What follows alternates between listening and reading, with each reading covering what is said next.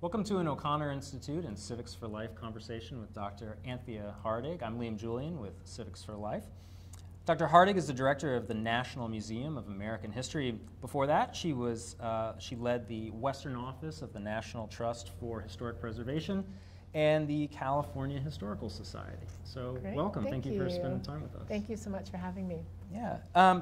So interesting. When we talk about the purpose of museums, there are several. People can go to have an experience with art or an encounter with mastery. But we think about the classical origins of museums and the Romans especially, collecting objects about a culture to tell a story. Right. And it occurs to me that the museum that you now lead is maybe the primary example of this in the country, if not the world. Exactly. Well, thank you for those classical references, Liam. And if you think about American history as one of the longest running of the Smithsonian collection. So it's not the oldest museum, right, but it has some of the very first collections that were brought in. And I like to joke, if it's not a critter or an airplane, chances are good it ended up in American history, right? From the history of printing to the history of medicine, from musical instruments to kind of the remarkable political, military histories, cultural histories, social histories. So it's an amazing honor to do that, to collect, and to think about the original meaning of the word curate, or curate, if you were in early modern Britain, and that means to take care of, right? So a curate was a pastor, took care of the soul, and then of course curators take care of the objects that tell our stories of who we have been. Yeah. Yeah. Yeah. So it's a civic mission. Very much so. The question, though, right, comes, you're telling a story. You're telling the American story. But stories. That's the question. Yeah. So that you could do this by yourself. No. It's much more fun to do it with you. Yeah, but that's the question: is whose story? You know, and how do you make sure that anyone that comes into the museum feels that their story is being told there? Right. So the kind of the art and craft and science, and of course the humanity of museum work revolves around that very question: is whose stories are we telling, who sees themselves reflected in our work? And you do that really by understanding what is omitted from the historic record. So the importance of oral histories, like the ones that the Institute have completed, can fill in some of those blanks, right? And then many cultures, of course, do not have the deep bench of materials that help us then form an object-based collection. So we think about the ways in which we tell those stories through both others' eyes, but also then trying to get that first voice interpretation as well. In the case of Justice O'Connor, we're so fortunate in that we have multiple museums, but especially American history has some of her most cherished objects that she so lovingly gifted the Smithsonian. So what can we learn about the judicial robe she took from Arizona, right, to be her first judicial robe, a woman of the West recycling her own robe, hemming it, of course, to skirt length for the first time in the history of the court. And what can we say about her as her deep devotion, of course, to civics and civic engagement and civic learning, and understanding, as she did, the importance of that civic participation. She is the three branches of government, right? She understands then how those are woven in together, as I like to say, into the tree of liberty. Yeah. Yeah, it's interesting. In many ways, museums, as you're pointing out, have become sort of our civic spaces. Yeah, there's a neutrality there. Yeah. Right. Universities to some extent, but that's enclosed. That's sort of an enclosed environment. Right. To what degree do you see your mission at the institution that you run as being to foster a place to have that civil discourse? Right. Well, that's a wonderful question. So our new mission is empowering people to create a more just and compassionate and informed future by interpreting and sharing and collecting the past. So giving people those spaces especially since the Smithsonian, as a public-private partnership, doesn't charge admission, and literally anyone can come in, and about 3 to 4 million people a year do come in, and then last year about 12 million people engaged with us online. It is a kind of a great equalizer. We could be standing next to each other, we could be from very different places in our lives and have very different community and familial experiences and backgrounds. We could be standing next to each other looking at Lincoln's top hat the night he was killed at Ford's Theater. Right? We could be focusing on an object and on a story that then I think kind of helps unite us in understanding our past. And so I do think that as convening spaces and as civic and civil spaces, right? It's interesting to see what happens to people when they come into a museum, like a courtroom. I have a way I walk. There's a museum walk, there's kind of a museum posture probably, but there also may be kind of a museum attitude, right? Where you come in and you think, I am here, so I'm someplace different. And I feel that when I walk into the chambers of the Supreme Court, which I've been so honored to do, when I walk into one of our storage rooms that the public doesn't get to go into, or when I'm down on the floor with a bunch of somewhat rowdy 8th graders who are coming from all over the country to learn about American history in what really is, I think, one of the nation's largest history classrooms, it gives me that same sense of both appreciation and gratitude, but also that kind of sense of hope, right? That you see people who are willing and open to learn and to have come together in a space like the Smithsonian. Yeah.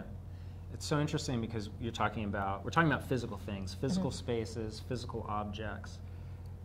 Well, Dr. Hartig started her role in February of 2019, right? Yes. And so a year later, all of a sudden, physical spaces and physical objects, you had to make a major pivot there. Right. And I wonder if what you learned in terms of both the benefits, the possibilities, and also the limitations when it comes to museums in the virtual space. Sure. You know.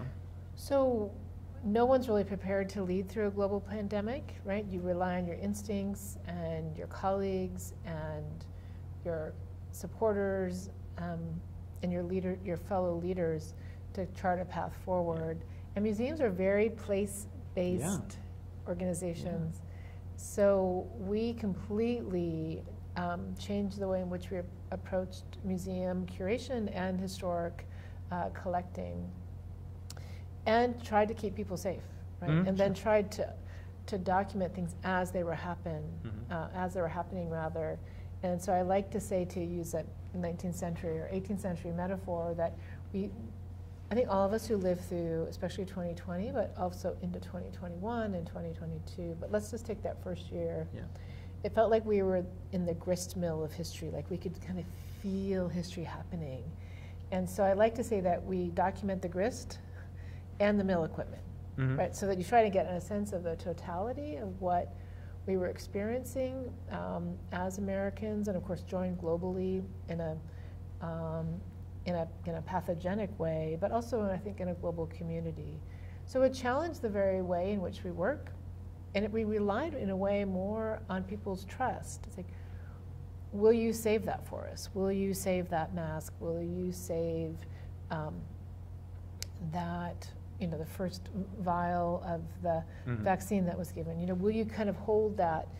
And I like to think now in hindsight that we brought more people kind of into the curation moment. Okay. Because oftentimes they would say, I'd like to give this to the Smithsonian. We go through our process. We accept that into the collection. But it's a very kind of face-to-face, I'm meeting you, you have this object from Arizona, I'm interested in collecting it. And so the pandemic interrupted all of that, but I think it brought us closer together to individuals who were understanding their own role in history that we all have to play. And going forward, the sort of what you learned from that as far as bringing the museum's collection to people virtually, what are the things that you want to continue doing? What are some things that you tried that you felt as a museum just didn't work as well? Well, I think it depends on which part of the pandemic and then which part of the broader kind of digital landscape that we're talking about. But like the O'Connor Institute, online education for so many became so critical as we moved first and pivoted to really beefing up our programs for teachers and for parents and for students who all of a sudden were learning online far more, in a structured way, far more than they had. So we certainly made a lot of adjustments there. We also realized that teachers in particular were not looking for something they had to spend half an evening from, their precious hours, from 9 p.m. to midnight and kind of curating themselves. What they really wanted was our help in saying, this is a unit on the Constitution, or this is a unit on the civil rights, or so it was more kind of about helping them package online teaching tools. Yeah. Okay. And then of course we also worked very hard in our own neighborhoods in Washington, D.C. and across the nation to realize that many students, of course, didn't have internet access. Yeah, exactly. So we did a lot more printed material that we distributed locally.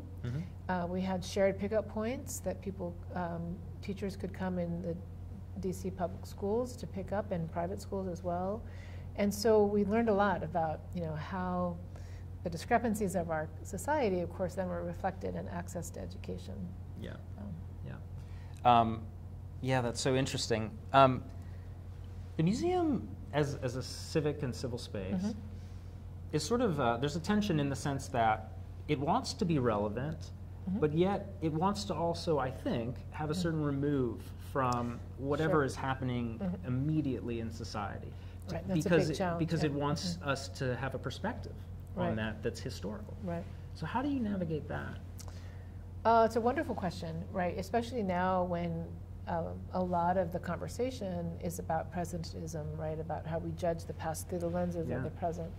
And I think that we can avoid those conversations by really thinking about the ways in which our roles as stewards of the American experience rely sometimes on our swiftness, like if we don't collect that, it will be gone, because it's very ephemeral, or especially in the digital space, that it is only born digital. It has no physical manifestation. So thinking about our responsibilities there.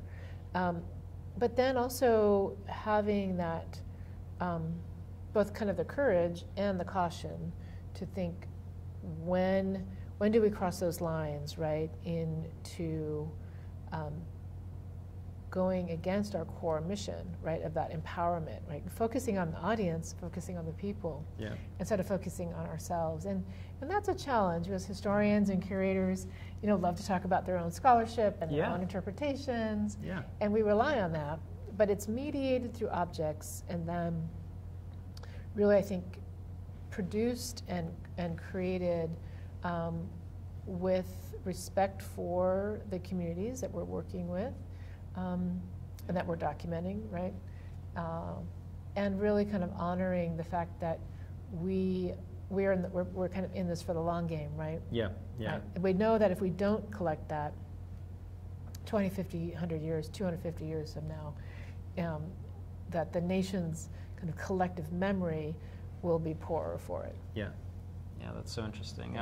It's funny because your institution, certainly American museums, also just generally are very different, I think, in many cases than the European counterparts. European museums, in many cases, were established with a collection that already existed from imperial. But, sure. But highly imperial. Yeah, but we talk about American museums, it really is a civic enterprise. Everything is donated to you, or someone gives you money to go, funds to go and buy these things, right? So it really is a community. It is very different. Yeah. It's still kind of a nation-state's museum, right, if you think about that. It's a on federal land and with federal appropriations that are matched by private dollars.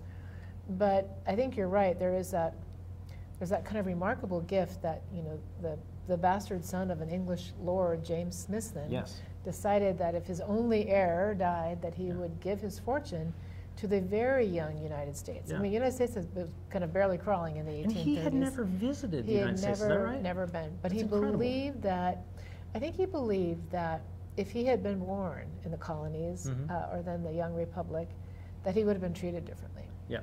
Right, that it would have been less about his peerage and more about his person. Yeah. Right. Yeah.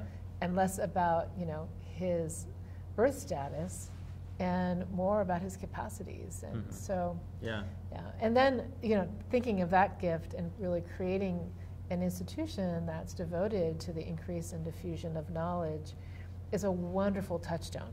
If we're ever lost in our mission at the Smithsonian, you just have to think increased diffusion of knowledge. Just keep on repeating it, you know, and it informs so much of what we do. Yeah, that's great.